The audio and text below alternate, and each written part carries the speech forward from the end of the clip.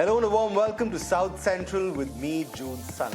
This is India's first and only business news bulletin that dives deep into everything making news in the world of business, boardrooms, politics and policy as we bring you exclusive insights into everything making news across the 5 southern states. So before we do all of that on the show today, let's quickly take a look at the headlines we're tracking at this hour.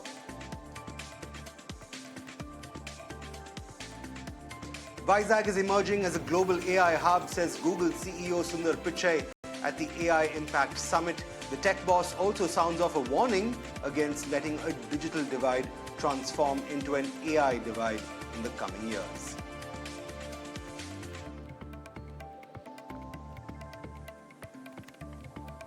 And AI meets aviation at the summit as IIT Madras incubated E-plane company builds a digital twin of its proposed electric air taxi, the E200X, using NVIDIA Omniverse libraries.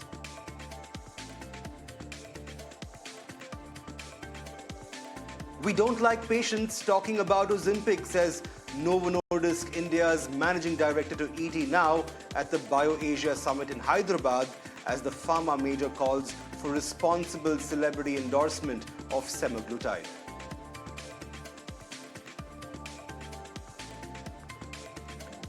Average apartment sizes are up 17% in 2 years across top property markets, with Hyderabad accounting for the largest average flat size at 2,600 square feet per unit. That's according to data by Anarock.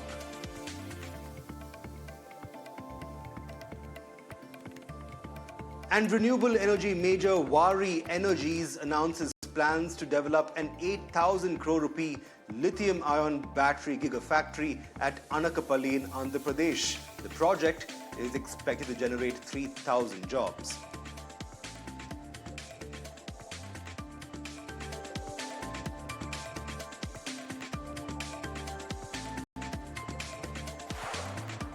Right, our top story first. Google is betting big on India's future.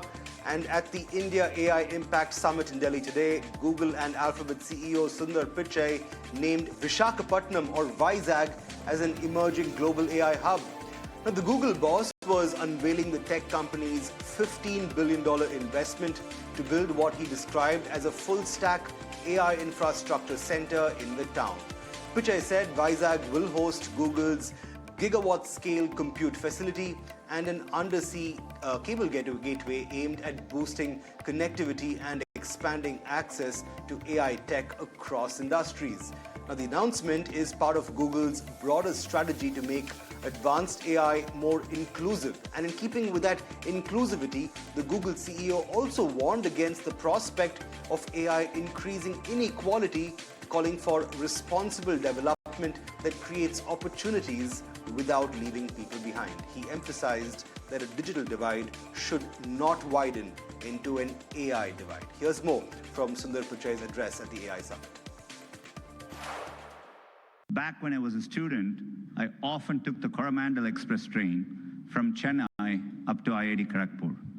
To get there, we passed through Visakhapatnam, Vizag.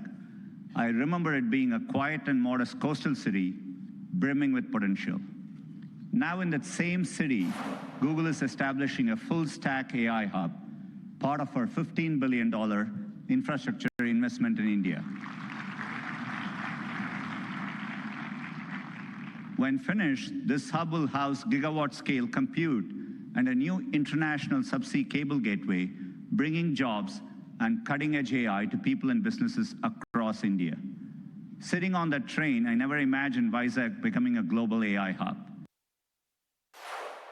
Google is establishing a full-stack AI hub, part of our $15 billion infrastructure investment in India.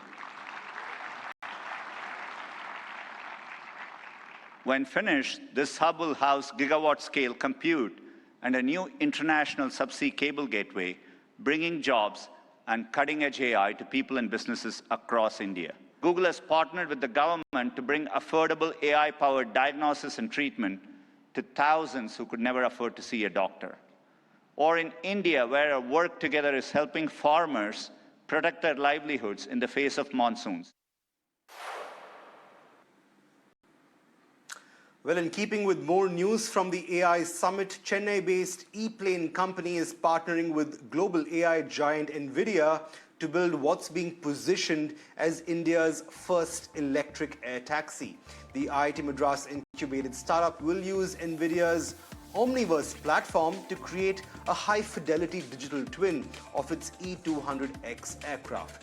So this will now allow engineers at the E-Plane company to simulate flight physics, autonomy systems, and critical safety scenarios virtually before going on to roll out real-world testing. The aircraft will also run on NVIDIA's IGX platform, which can integrate onboard sensors like cameras and radar for real-time decision-making.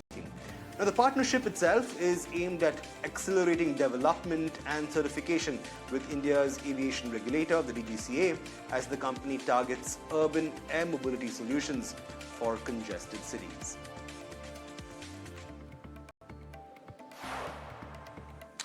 Well, good news there from the AI Summit for South India, both for Vizag and IIT Madras incubated E-Plane company. But moving on to news from the pharma space now, we don't like patients talking about Ozempic. That's the word coming in from Novo Nordisk India's managing director, Vikrant Shrotriya. In fact, in an exclusive chat with ET Now along the sidelines of the BioAsia Summit in Hyderabad, the pharma major said that celebrity endorsements of semaglutide, that's the primary compound used in the miracle weight loss drug Ozempic, should be more oriented towards awareness and not encourage social use of the drug. Vikrant also told me that the Indian market has enough space for multiple weight loss drugs, but only if drug makers are not opportunistic about business. Here's more from that conversation. When you talk about semaglutide for diabetes, I think, it was a movement which we were waiting for. And when we launched, I think the response has been phenomenal.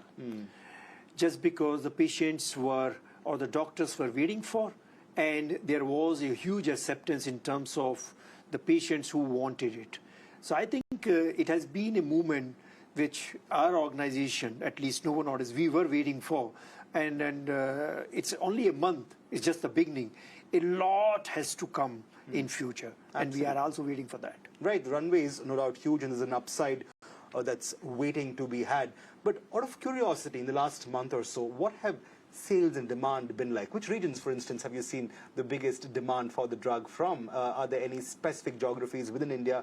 I know diabetes is widespread throughout the country. That are seeing perhaps a little more demand than the rest. The moment people talk about the business, and I take them towards my purpose, I think the business or the outcome is a byproduct. But we are here for a long, long game. A short and you can say just a month kind of a business is not very important, though it has been very, very encouraging for us. I would say it has been overwhelming in terms of the response which we have got for this medication in India. And I think that is enough. What it shows is that people want newer and better medication for the treatment of diabetes. And that is very important. But GLP-1 is actually not new across the globe. We have got 38 million years behind us in terms of an experience of this semaglutide. While in India, it is actually a new launch. So, of course, doctors were waiting for, patients were waiting for. So it has been a welcome change for medical fraternity as well as for people who wanted it. Absolutely. Like you rightly said, semaglutide is not new in the sense that it has been used, in the US, for instance, quite widely and has also been spoken of. But in keeping with that observation itself, Vikrant, I was just wondering, for the longest time now, you've seen the kind of branding of semaglutide and Ozempic as more of a lifestyle intervention. Very little has been spoken of about the health-backed need to use the drug. A lot of celebrities, even influencers in India for that matter, have spoken to a great extent about the lifestyle aspects concerning weight loss of the usage of the drug itself. As its manufacturer for the moment, do you perhaps see this as a problematic aspect of it? Do you feel a lot more focus needs to be laid on the medical-backed use of the drug as opposed to it being more from a lifestyle weight loss angle itself? So let me take you back couple of years or 4-5 years back, we had semaglutide for diabetes, right? The moment semaglutide got indicated for obesity, that was the moment which people were waiting for. Because virtually the treatment for obesity was non-significant, which were available across the globe. Right. The moment a medication came, which could potentially reduce the weight, which brings clinical benefit, everybody started talking about it in terms of the weight loss properties of this drug. Now, the thing which we don't like is that when patients talk about it, we would love that patient, when they have got obesity, they take it seriously. Right. They go and meet their doctor. And when doctor prescribe it, then they should take it. So I would say this celebrity endorsement, if it solves the purpose of creating awareness, I think it is very good. But if celebrity endorsement takes you to the purpose of self-medication, we strongly discourage it. Right. And I think that is a difference one should always try to create. And we, being a responsible company, we advocate that please go to your doctor. If you find that your weight is an issue, if it is not being easily controlled by diet and exercise, and more often it is the case, and that's the time you require a medical intervention, because it's a serious issue. Absolutely. And that's what we want. And you make a very important distinction there with regard to the endorsement of the drug itself. So at present, how do you see the endorsement? Is it in the more problematic aspect of making it out to be a celebrity endorsed product to look better, lose more weight, or do you feel there's still some aspect of a medical backed promotion of the drug itself? Where is it tending towards at this time and place? I think look better is just a byproduct. I think more is that obesity is a medical issue. It's an issue which needs to be treated like a disorder or a disease. And when these celebrities talk about it as a disorder, it is fantastic. And I normally see that responsible companies have been doing it in a responsible way. Right. And I think that is very much appreciated. But any of the trial which is done here and there in terms of influencing it socially without the medical angle, I think that is what we discourage. Absolutely. While we also say that celebrity has got a role to play, because how do you create awareness about something which has been kept normal? Obesity was always normal. We normally used to say, khate pite ghar ka ladka aur ladki. Being a golu molu, being nice looking is absolutely fine. But today we have understood that obesity, the visceral fat, the central obesity is the culprit. It can actually bring 229 disease much more fast forward. Absolutely. We need to treat it. And I think that is the more important part, which we would like that if any of the faces which can bring that awareness, and we have seen that in polio eradication, in iron deficiency, we have seen that in even during the COVID times, that when big faces come, they make a difference. Right. And I think that is okay as long as they do a responsible job. Absolutely. So come April 2026, how do you see competition in this space panning out? Monjaro will of course hit the stores by then itself. What will that do to competition, growth and pricing? What is your forward-looking, how do you look at this panning out? I would say that in any medicine life cycle, like a human life cycle, there is a phase where the patent goes off the cliff and then many more players come. I think we would say that rather being driven by patents, we would be driven by the purpose.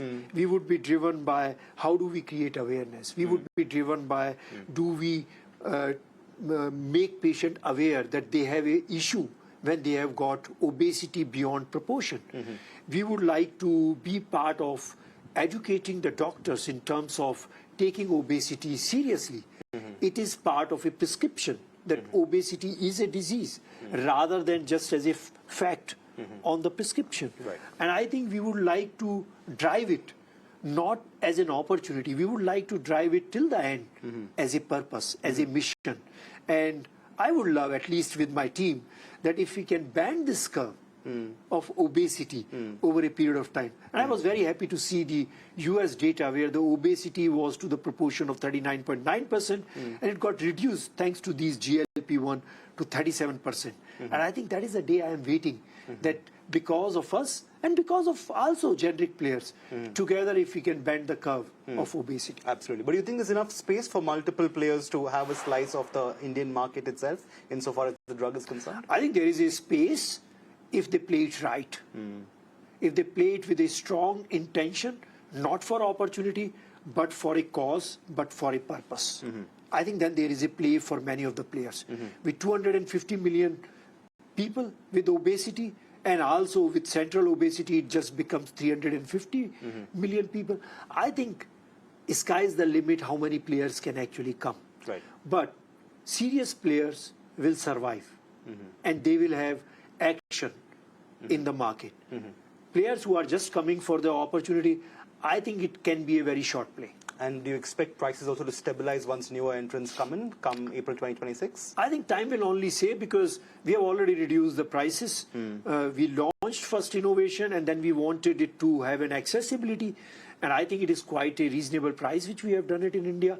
But time will only tell where the prices can go. Absolutely. Before I let you go, I want to talk to you a little bit about making in India and about the need to develop IPs from the country itself. The discourse surrounding the life sciences and biotech space has prioritized development of IPs within the country and making more here. What is the outlook like on that front? Do you expect to continue doubling down on production in the country?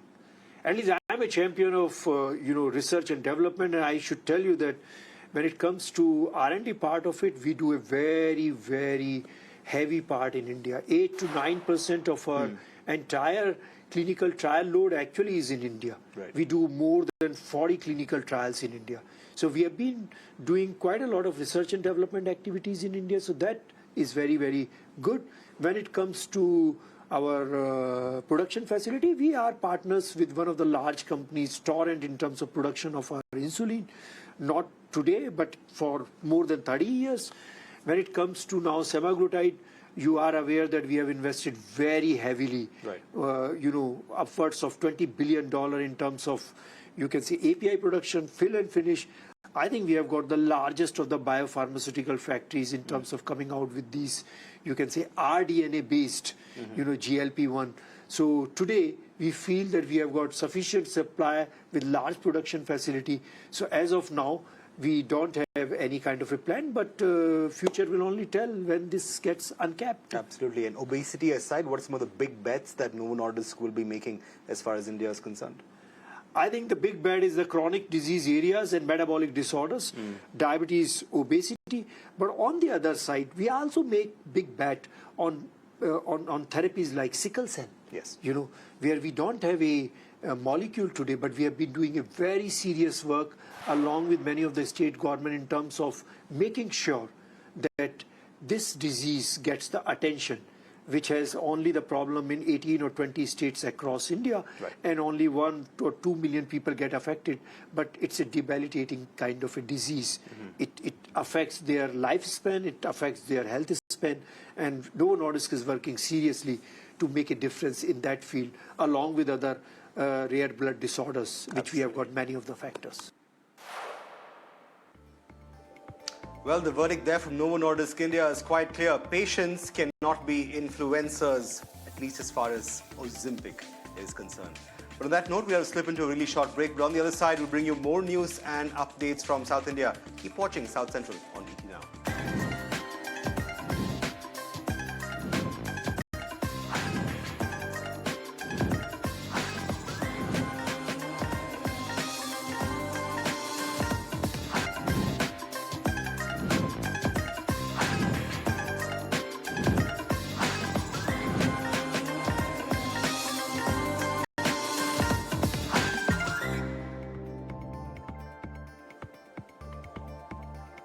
Welcome back. You're watching South Central on ET Now with me, Jude Sanith. This is the show that brings you key news and updates from the 5 southern states. Now, let's talk about the home buying market now. Home buyers across the country are increasingly opting for more spacious apartments and that's more so in Hyderabad when compared to other property markets. According to data from Anarock, the average flat size in Hyderabad has climbed to about 2,600 square feet in 2025, up roughly 13% over the past 2 years. And it's also the largest in the country in terms of absolute sizing of an apartment unit. Now, for context, the average flat size in NCR stood at about 2,466 square feet, while in Mumbai, that number plummets all the way down to 904 square feet as of 2025, as per data released by Anarock. Pan-India too, average apartment sizes have seen an overall 17% increase since last year when compared to 2023, and a 45% jump since the COVID pandemic in 2020, reflecting a shift towards larger and more premium homes. Right, Waaree Energy Storage Solutions, that's a subsidiary of Waaree Energies, will set up an 8,175 crore rupee lithium-ion battery gigafactory in Rambali in Andhra's Anakapalli district. The facility will have a planned capacity of 16 gigawatt hours and will manufacture battery cells, battery packs, and large-scale energy storage systems. The project is expected to generate around 3,000 direct jobs and will significantly boost Andhra's ambitions of becoming a clean energy manufacturing hub. With this move, the state also expects to strengthen its position in the renewable energy value chain as it adds storage capabilities alongside solar manufacturing, all in the hope to support the country's push for energy security and EV growth.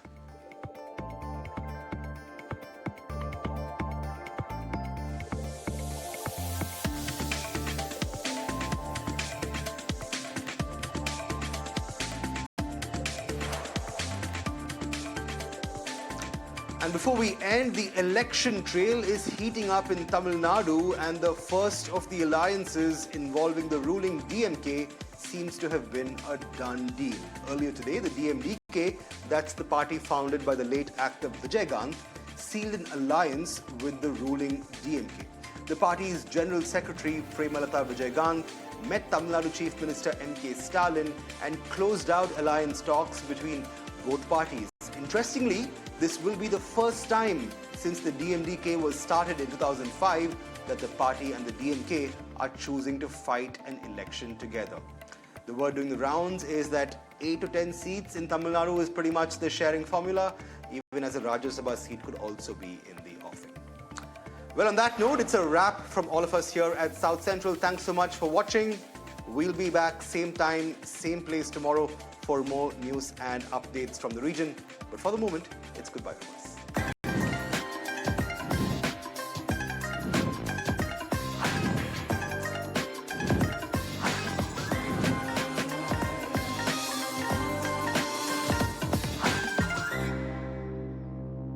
Aim settled on time. Galaxy Aim settled on time. Galaxy